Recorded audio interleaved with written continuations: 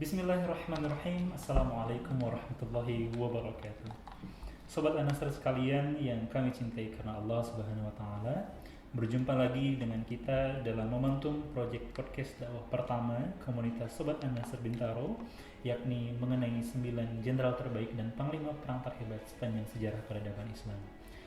Sobat Anasar sekalian, pada pekan kemarin kita telah membahas mengenai kisah Khalid bin Walid dan tiba pada pembahasan betapa bahagia dan bersyukurnya Rasulullah SAW atas masuknya Khalid bin Walid ke dalam Islam karena menambah barisan jihad Rasulullah SAW. Sahabat Ansar sekalian yang senantiasa dicintai oleh Allah, pada saat di bawah kepemimpinan militernya lah Jazirah Arabia untuk pertama kalinya dalam sejarah bersatu dalam satu entitas politik, yaitu kekhalifahan. Khalid bin Walid mengkomandani pasukan muslim walaupun pasukan muslim tersebut baru dibentuk. Khalid dan pasukannya tidak pernah dikalahkan dalam lebih dari 100 pertempuran melawan Kekaisaran Bizantium, Kekaisaran Sassanid, dan sekutu-sekutu mereka termasuk juga suku-suku Arab di luar kekuasaan khalifah.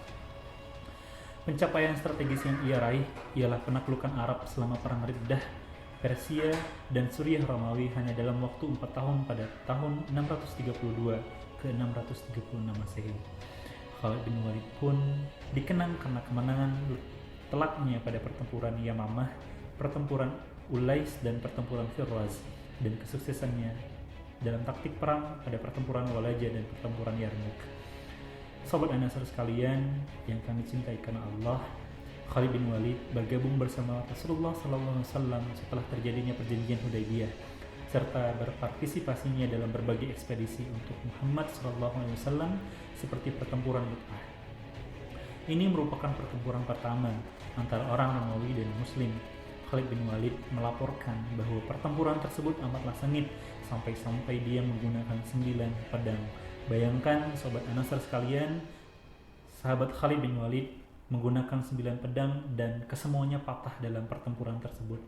Pada pertempuran Mu'tah, Khalid ditunjuk untuk menjadi panglima perang pengganti setelah ketiga panglima perang dalam pertempuran Mu'tah, yaitu Zaid bin Harithah, lalu Ja'far bin Abi Thalib, lalu Abdullah bin Rawahah tewas terbunuh secara berurutan dalam pertempuran yang sengit itu. Mereka berpulang dalam fisabilillah.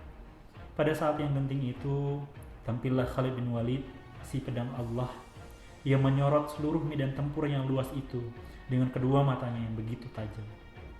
Diaturnya rencana dan langkah yang akan diambil secepat kilat, kemudian membagi pasukannya ke dalam kelompok-kelompok besar dalam suasana perang berkecamuk.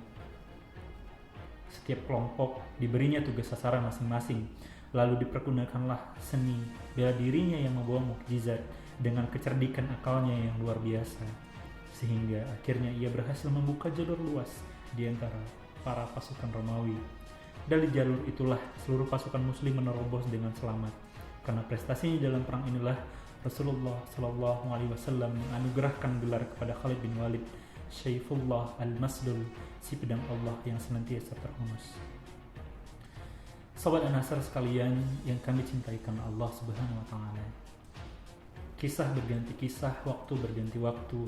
Setelah kematian Nabi Muhammad Rasulullah SAW, Khalid bin Walid memiliki peran yang penting dalam memimpin pasukan Madinah untuk Abu Bakar As-Siddiq dalam perang Riddah. Selain itu, beliau juga berjasa dalam menaklukkan pusat Arabia dan juga menundukkan suku-suku Arab. Dia merebut negara satelit Arab Sassanid yaitu Al-Hirrah, serta mengalahkan pasukan Sassaniyah dalam penaklukan Irak. Dia nantinya digeser ke front barat untuk menaklukkan Suriah, provinsi Romawi, dan negara Bizantium Arab yaitu Ghassanid. Meskipun Khalifah Umar bin Khattab radhiyallahu anhu di zaman khalifahnya memberhentikan sebagai panglima tertinggi pasukan muslim, namun ia tetap menjadi pemimpin yang efektif dari pasukan yang tersusun untuk melawan Kekaisaran Bizantium selama tahap awal dari peperangan Romawi Timur dan Arab. Di bawah komandonya lah Damaskus ditaklukkan pada tahun 634 Masehi, dan kunci kemenangan Arab melawan pasukan Kekaisaran Bizantium dicapai pada pertempuran Yarmouk yang menyebabkan penaklukan Bilad al-Sam pada tahun 638. Di puncak-puncak karirnya sebagai panglima perang, Khalid diberhentikan jabatannya oleh Khalifah Umar bin Khattab radhiyallahu anhu. Sahabat sahabat An-Nasr sekalian yang kami cintai karena Allah, Khalid dikatakan mengikuti sekitar 100 pertempuran, baik pertempuran besar dan pertempuran kecil, serta duel tunggal. Selama karir militernya, ia tetap tak terkalahkan. Ia diklaim sebagai salah satu jenderal militer ataupun panglima perang terbaik dalam sejarah peradaban Islam. Sobat An-Nasr sekalian yang kami cintai karena Allah, belum tuntas rasanya kisah Khalid bin Walid kami sampaikan. Maka sampai jumpa pada podcast selanjutnya di pekan selanjutnya, yakni setiap hari Jumat di Instagram Sobat An-Nasr. Sampai berjumpa dalam momentum selanjutnya. Jazakumullah khairan katsiran. Assalamualaikum warahmatullahi wabarakatuh.